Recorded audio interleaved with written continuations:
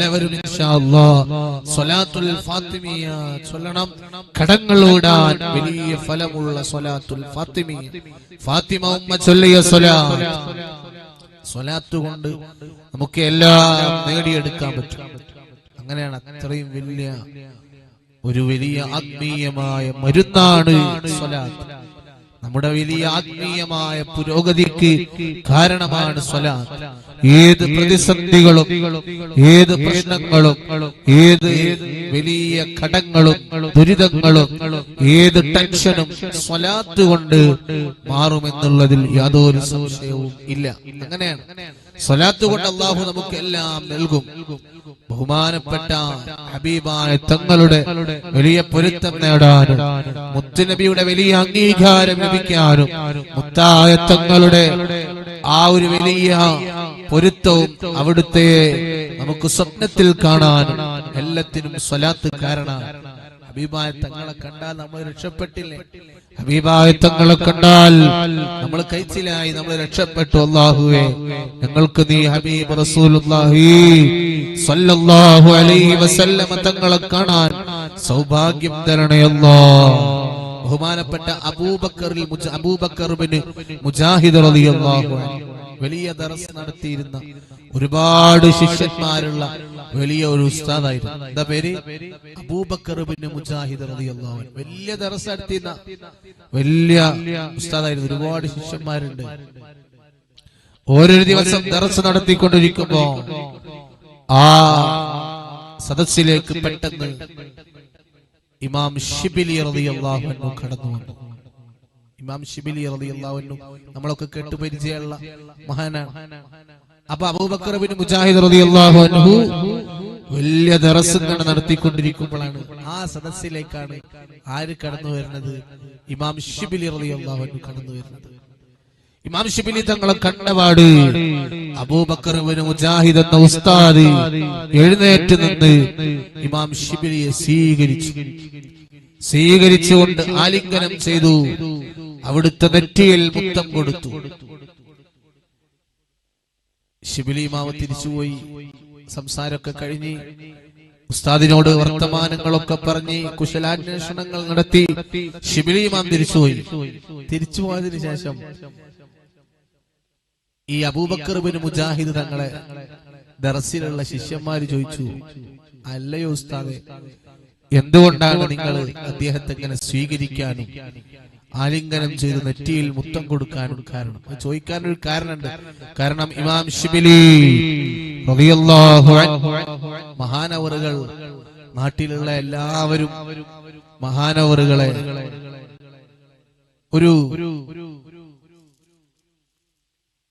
ഒരു മോശപ്പെട്ട രൂപത്തിലാണ് കണ്ടിരുന്നത്. എന്ന് പറഞ്ഞാൽ എപ്പോഴും മോശമായ ഒരു വസ്ത്രം ധരിച്ച് ആരും മൈൻഡ് ചെയ്യാത്തൊരു രൂപത്തിലായിരുന്നു ഇമാം ശിബിലി റളിയല്ലാഹു അൻഹു. ആരും മൈൻഡ് ചെയ്യൂല. നമ്മൾ വസ്ത്രം നോക്കിയിട്ടൊന്നും ഒരാളെ വിലയിരുത്താൻ പാടില്ല. ആരും മൈൻഡ് ചെയ്യൂല. ആ രൂപത്തിലാണ് ഇമാം ശിബിലി റളിയല്ലാഹു അൻഹുവിന്റെ നടത്തൊക്കെ. പക്ഷെ അവരൊക്കെ ആയിരിക്കും പടച്ചോനിലേക്ക് ഏറ്റവും അടുത്ത ആൾക്കാർ. നമ്മളെ കൂട്ടത്തിലുണ്ടാവും വേഷം കൊണ്ട് ഒരാളെയും നമ്മൾ അളക്കരുത്. ഒരുപക്ഷെ വേഷം കൊണ്ട് അവരെ കണ്ടാൽ നമുക്ക് ഒരു വലിയ ആൾക്കാരാണെന്ന് തോന്നൂല. പക്ഷെ അവരൊക്കെ ആയിരിക്കും അല്ലാഹുവിന്റെ മുമ്പിൽ ദുആഇന് ഉത്തരമുള്ള ആളുകൾ. അപ്പൊ ഇമാം ശിബിലി റളിയല്ലാഹു അൻഹു ആരും മൈൻഡ് ചെയ്യാത്ത ഒരാളായിരുന്നു. ഇമാം ശിബിലി ആരും മൈൻഡ് ചെയ്യൂല. അങ്ങനത്തെ ആരും കണ്ടാ പോലും തിരിഞ്ഞോക്കാത്ത, മൈൻഡ് ചെയ്യാത്ത ഇമാം ശിബിലി വന്നപ്പോ, എന്തേ ഉസ്താദെ നിങ്ങൾ എഴുന്നേറ്റ് നിന്ന് ശിബിലിയെ സ്വീകരിച്ച് ആലിംഗനം ചെയ്തു നെറ്റിയിൽ മുത്തം കൊടുത്തത് എന്ന് ചോദിച്ചപ്പോ ബഹുമാനപ്പെട്ട അബൂബക്കർ ഇബ്നുൽ മുജാഹിദ് റളിയല്ലാഹു അൻഹു ആകുന്ന ഉസ്താദ് പറയുകയാണ്, പ്രിയപ്പെട്ട മക്കളെ,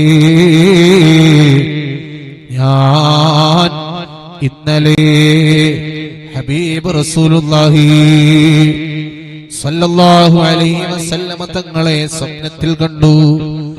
ആ സമയത്ത് മുത്തുനബി തങ്ങൾ ഇങ്ങനെ ദർസ് നടത്തിക്കൊണ്ടിരിക്കുകയാണ്. അങ്ങനെയാണ് മുത്തുനബി ആ സ്വപ്നം കണ്ടത്. മുത്തുനബി ഇങ്ങനെ ദർസ് നടത്തിക്കൊണ്ടിരിക്കുന്നു. ഹബീബായ തങ്ങൾ ദർസ് നടത്തുന്ന സദസ്സിലേക്ക് ഇതുപോലെ ഇമാം ശിബിലി കടന്നു വരികയാണ്. ആ സമയത്ത് ശിബിലി ഇമാം റളിയല്ലാഹു അൻഹു കടന്നു വന്നപ്പോ ശിബിലിയെ മുത്തുനബി കെട്ടിപ്പിടിച്ചു, ആലിംഗനം ചെയ്തു, നെറ്റിയിൽ ചുംബിച്ചു. ആ സമയത്ത് ഹബീബായ തങ്ങളോട് ചോദിച്ചു, യാ റസൂലല്ലാഹ്, എന്തുകൊണ്ടാണ് ശിബിലിയെ ഇങ്ങനെ സ്വീകരിക്കാനുള്ള കാരണം? ഹബീബായ തങ്ങൾ ക്ലാസ് എടുത്തുകൊണ്ടിരിക്കുമ്പോ ആ സദസ്സിലേക്ക് വന്നപ്പോ മുത്തുനബി എഴുന്നേറ്റ് നിന്നിട്ട് ആലിംഗനം ചെയ്ത് മുത്തം കൊടുത്തു. എന്തുകൊണ്ടാണ് നബിയെ അങ്ങിങ്ങനെ ചെയ്യാനുള്ള കാരണം? ആ സമയത്ത് ആരംഭ റസൂലുള്ളാഹി സ്വല്ലല്ലാഹു അലൈഹി വസല്ലം തങ്ങൾ പറയുകയാണ്, ഞാൻ ഇമാം ശിബിലിയെ അങ്ങനെ സ്വീകരിക്കാനുള്ള കാരണം ശിബിലിയുടെ ജീവിതത്തിൽ ശിബിലി പതിവാക്കുന്ന ഒരു കാര്യമുണ്ട്. ആ കാര്യം എനിക്ക് വല്ലാതെ ഇഷ്ടപ്പെട്ടു പോയ അമലാണ്. എന്റെ ഉമ്മാ മുത്തുനബി തങ്ങൾ വല്ലാതെ ഇഷ്ടപ്പെട്ടു പോയ അമലാണ്. ആ അമലാണ് ഞാൻ ഇന്നത്തെ ഈ ക്ലാസ്സിൽ നിങ്ങളെ പരിചയപ്പെടുത്തുന്നത്. നമുക്കും അത് പതിവാക്കണം. ഹബീബായ തങ്ങൾ നമ്മളെ ഇഷ്ടപ്പെടാനും ഹബീബായ തങ്ങൾ നമ്മൾക്ക് അവിടുന്ന് അംഗീകാരം, മുത്തുനബിയുടെ വലിയ പൊരുത്തം ലഭിക്കാനോ മുത്തുനബിയുടെ വലിയ ആ ഒരു റഹ്മത്തിന്റെ നോട്ടം നമുക്ക് ലഭിക്കാനും ഈ ഒരു അമൽ കാരണമാണ്. ഏതാണ് അമൽ? മുത്തുനബി തങ്ങൾ പറയാണ്, ഇമാം ശിബിലി റളിയല്ലാഹു അൻഹു എല്ലാ ഫർള് നിസ്കാരങ്ങൾക്ക് ശേഷവും സൂറത്തു തൗബയിലെ അവസാനത്തെ 2 ആയത്തുകൾ ഓതാറുണ്ടായിരുന്നു. ഏതാണ് ആ ആയത്ത്? ലഖദ് ജാഅകും റസൂലുൻ മിൻ അൻഫുസികും അസീസുൻ അലൈഹി മാ അനിത്തും ഹരീസുൻ അലൈക്കും ബിൽ മുഅ്മിനീന റഊഫുർ റഹീം فإن تولوا فقل حسبي الله لا إله إلا هو عليه توكلت وهو رب العرش العظيم. ഈ 2 ആയത്തുകൾ എല്ലാ ഫർള് നിസ്കാരങ്ങൾക്ക് ശേഷവും ശിബിലി ഓതാറുണ്ട്. മാത്രമല്ല, അത് ഓതിയതിനു ശേഷം ശിബിലി എല്ലാ ഫർള് നിസ്കാരങ്ങൾക്ക് ശേഷവും എന്റെ പേരിൽ സ്വലാത്ത് ഹദിയ ചെയ്യാറുണ്ട്. സ്വല്ലല്ലാഹു അലാ മുഹമ്മദ് സല്ലല്ലാഹു അലൈഹി വസല്ലം. സ്വല്ലല്ലാഹു അലാ മുഹമ്മദ് സല്ലല്ലാഹു അലൈഹി വസല്ലം. സ്വല്ലല്ലാഹു അലാ മുഹമ്മദ് സല്ലല്ലാഹു അലൈഹി വസല്ലം. അല്ലാഹുവേ, ഞങ്ങൾ ചൊല്ലിയ സ്വലാത്തുകളെ സ്വീകരിക്കണേ അല്ലാ. എന്റെ മദദേ മടവൂര് മജ്ലിസിന്റെ കുടുംബങ്ങളിലെ ഉമ്മമാര് ആയിരക്കണക്കിന് സ്വലാത്തുകൾ ദിവസവും ചെല്ലുന്നവരാണെന്ന് എനിക്കറിയാം. ഇന്നു മുതൽ നമുക്കൊന്ന് പതിവാക്കിക്കൂടെ? ഫർള് നിസ്കാരങ്ങൾക്ക് ശേഷം ലഖദ് ജാഅകും റസൂലുൻ മിൻ അൻഫുസികും അസീസുൻ അലൈഹി മാ അനിത്തും ഹരീസുൻ അലൈക്കും ബിൽ മുഅ്മിനീന റഊഫുർ റഹീം ഫഇൻ തവല്ലൗ ഫഖുൽ ഹസ്ബിയല്ലാഹു ലാ ഇലാഹ ഇല്ലാഹു അലൈഹി തവക്കൽതു വഹുവ റബ്ബുൽ അർശിൽ അളീം. ഇത് സൂറത്തു തൗബയിൽ അവസാനത്തെ 2 ആയത്താണ്. ഓതുന്ന സമയത്ത് ബിസ്മി ഓതണ്ട. തൗബയാണല്ലോ സൂറത്ത്, അതുകൊണ്ട് ബിസ്മി ഓതണ്ട. അവസാനത്തെ 2 ആയത്താണ് സൂറത്തു തൗബയിൽ അവസാനത്തെ 2 ആയത്ത്. ഈ 2 ആയത്തുകൾ എല്ലാ ഫർള് നിസ്കാരങ്ങൾക്ക് ശേഷം ഓതിയാൽ ഓരോ മുത്തുനബിക്ക് വല്ലാത്ത ഇഷ്ടമാണ്. അവരെ ഹബീബായ തങ്ങൾ ഏറ്റെടുക്കും. അള്ളാഹു നമുക്ക് തൗഫീഖ് തരട്ടെ. അതല്ല നമുക്ക് വേണ്ടത്. അതിനാണല്ലോ നമ്മൾ ഈ കഷ്ടപ്പെടുന്നതെല്ലാം. മുത്തുനബിയുടെ പൊരുത്തം കിട്ടിയാൽ പിന്നെ രക്ഷപ്പെടുന്നുള്ളത് ഉറപ്പല്ലേ? അത്രയും വലിയ സ്വീകാര്യതയുള്ള ഹബീബായ തങ്ങൾ വല്ലാതെ ഇഷ്ടപ്പെടുന്ന ഒരു അമൽ. എന്റെ പ്രിയപ്പെട്ട ഉമ്മമാർ, പാപ്പമാർ എല്ലാവരും പതിവാക്കണം. നമ്മളെ മക്കളെ കൊണ്ട് ഇത് പതിവാക്കിപ്പിക്കണം. ഈ 2 ആയത്ത് അങ്ങോട്ട് കാണാതെ പഠിച്ചോളി. ഇൻഷാ അല്ലാഹ് അല്ലാഹു നമുക്ക് തൗഫീഖ് തരട്ടെ. ഖുർആൻ എടുത്ത് നോക്കിയാൽ മതി. സൂറത്തു തൗബയിൽ അവസാനത്തെ 2 ആയത്ത്. ഇൻഷാ അല്ലാഹ് അത് ഓതിയതിനു ശേഷം സ്വലാത്തുൻ ചൊല്ലിയിട്ട് കയ്യിലേക്കൊന്ന് മന്ത്രിച്ചൂതി തടവണം. ഇൻഷാ അല്ലാഹ് പടച്ചോൻ നമ്മളെ സ്വീകരിക്കും. മുത്തുനബിയുടെ പൊരുത്തണ്ടാവും. അവർ ഹബീബായ തങ്ങളെ വലിയ പൊരുത്തത്തിലായിരിക്കും. യാതൊരു സംശയവുമില്ല. അല്ലാഹു നമ്മളെ ഖബൂൽ ചെയ്യട്ടെ. ശിബിലി ഇമാമിനെ മുത്തുനബി സ്വീകരിച്ചതിന്റെ ഒരൊറ്റ കാരണം ഈ ഒരു അമലാണ്. നാട്ടുകാരൊക്കെ ഭ്രാന്തൻ എന്ന് വിളിച്ച്, അതുപോലെ തന്നെ കണ്ടാൽ ആരും തിരിഞ്ഞു നോക്കാത്ത രൂപത്തിലായിരുന്നു ശിബിലി ഇമാം. പക്ഷേ അവർ അള്ളാഹുവിന്റെ അടുത്ത് വലിയ സ്ഥാനമുള്ള ആളായിരുന്നു, വലിയ മഹാനായിരുന്നു. ശിബിലി ഇമാമിന്റെ ചരിത്രം പറയുകയാണെങ്കിൽ ഒരുപാട് പറയാനുണ്ട്. ആരെയും കുറ്റം പറയാതെ, ആര് വേദനിപ്പിച്ചാലും തിരിച്ച് വേദനിപ്പിക്കാത്തൊരു ജീവിതം. ശിബിലി ഇമാം റളിയല്ലാഹു അൻഹു ഒരു ദിവസം ഇങ്ങനെ നടന്നു പോകുമ്പോൾ കുട്ടികൾ കല്ലെടുത്തെറിഞ്ഞപ്പോ ഒരു മാങ്ങമരം വിളിച്ചു പറഞ്ഞില്ലേ, യാ ശിബിലി കുൻ മിസ്ലി, ഓ ശിബിലി നിങ്ങൾ എന്നെ പോലെ ആകണം. ഞാൻ എന്നിലേക്ക് ആളുകൾ കല്ലെടുത്തെറിയുമ്പോൾ അവർക്ക് ഞാൻ മാമ്പഴമാണ് കൊടുക്കാറുള്ളത്. അല്ലെ, മാങ്ങമരത്തിലേക്ക് കല്ലെടുത്തെറിഞ്ഞാൽ മാങ്ങയാണ് കിട്ടുക.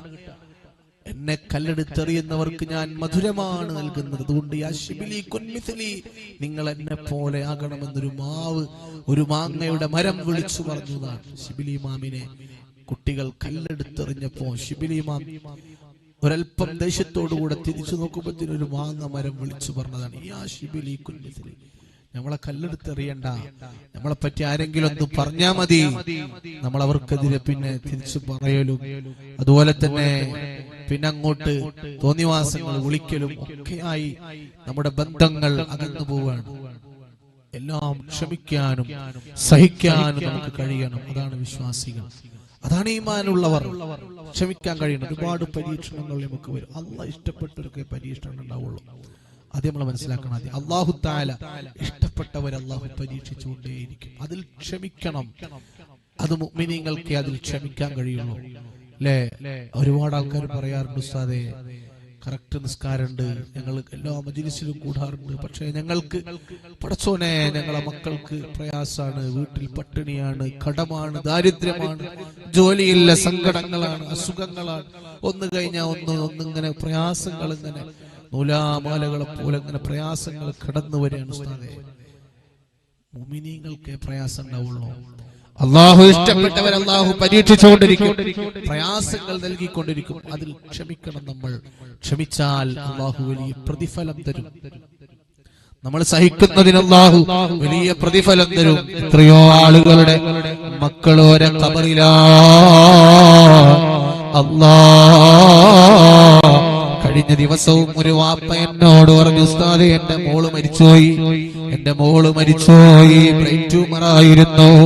യാ അല്ലാഹ്, ചെറിയ മോളാണ്. മദ്രസയിൽ പഠിക്കുന്ന സമയത്ത്, ആ ഒരു ചെറിയ പഠന പ്രായത്തിന്റെ സമയത്ത് അതേ ബ്രെയിൻ ട്യൂമർ ബാധിച്ചിട്ട് തന്റെ പ്രിയപ്പെട്ട പുന്നാര മോള് ഈ ലോകത്തോട് വിട പറഞ്ഞു. ഉമ്മ, അതുപോലെ ഉമ്മമാർക്ക് ബാപ്പമാർക്ക് എത്ര വിഷമുണ്ടാകും. മക്കള് മരിച്ചാൽ ആ ബാപ്പ എന്നോട് പറയണേ ഉസ്താദേ, പറയുമ്പോ അവരുടെ കണ്ണിങ്ങനെ നിറഞ്ഞ് കണ്ണിൽ നിന്ന് വെള്ളമൊലിക്കുന്നുണ്ട്. ഉസ്താദേ എന്റെ മോള് മരിച്ചോയി ഖബറില. അങ്ങനെ അല്ലാഹു നമുക്ക് പരീക്ഷണങ്ങൾ തന്നേക്കാം. അല്ലാഹു നമുക്ക് നൽകിയ ഏറ്റവും വലിയ സമ്പാദ്യമാണ് നമ്മളെ മക്കള്. ആ മക്കളെ അല്ലാഹു തിരിച്ചു വിളിച്ച് നമ്മളെ പരീക്ഷിക്കുമ്പോഴോ നമ്മൾ അതിൽ ക്ഷമിക്കണോ. അല്ലാഹുവേ ഞങ്ങളെ മക്കൾക്ക് നീ ആഫിയത്ത് നൽകണേ അല്ലാ, ദീർഘായുസ് നൽകണേ അല്ലാ. പടച്ചോനെ ഞങ്ങളെ മക്കൾക്ക് ഒരു പ്രശ്നവും ഒരു പ്രയാസവും ഒരു രോഗവും നൽകല്ല അല്ലാ. പടച്ചോനെ ഞങ്ങളെ മക്കൾക്ക് എന്ത് പറ്റിയാലും ഞങ്ങൾക്ക് വല്ലാത്ത വേദനയാണ്. പടച്ചോനെ ഞങ്ങളെ മക്കൾക്കൊരു കുറവ് വരുത്തല്ല അല്ലാ. ഞങ്ങളെ പെട്ടെന്ന് തിരിച്ചു വിളിച്ച് ഞങ്ങളെ മക്കളെ യതീമാക്കല്ല അല്ലാഹ്. പടച്ചോനേ ഞങ്ങൾക്കൊക്കെ ആഫിയത്തും ദീർഘായുസ്സും നൽകണേ അല്ലാഹ്. ചില ആളുകളുടെ ഭർത്താക്കന്മാര് മരിച്ചു പോയിട്ടുണ്ടാവും, ചില ആളുകളെ ഭാര്യമാര് മരിച്ചു പോയിട്ടുണ്ടാവും അല്ലാഹ്. ചിലരുടെയും ഉമ്മമാര് നേരത്തെ മരിച്ചുപോയി, വാപ്പ മരിച്ചുപോയി, യതീമായി വളരുന്ന മക്കളുണ്ടാകും അല്ലാഹ്. പെട്ടെന്നല്ലേ ഓരോരുത്തരും മരിച്ചു പോകുന്നത്. കഴിഞ്ഞ ദിവസം ഒരു ഉമ്മ എന്നെ വിളിച്ചു, അവരെ മോള് മരിച്ചു. അല്ലാഹ്, മഞ്ഞപ്പിത്തം പിടിച്ച് മരിച്ചു പോയതാണ് മോള്. സ്കൂളിൽ പഠിക്കുന്ന കുട്ടിയാണ്, ചെറിയ പ്രായമുള്ള കുട്ടിയാണ്, മരണപ്പെട്ടുപോയി. റമദാനിന്റെ കുറച്ച് മുമ്പാണ് അവര് മരിച്ചത്. ആ മോള് മരിച്ചു പോയത്. അല്ലാഹുവേ,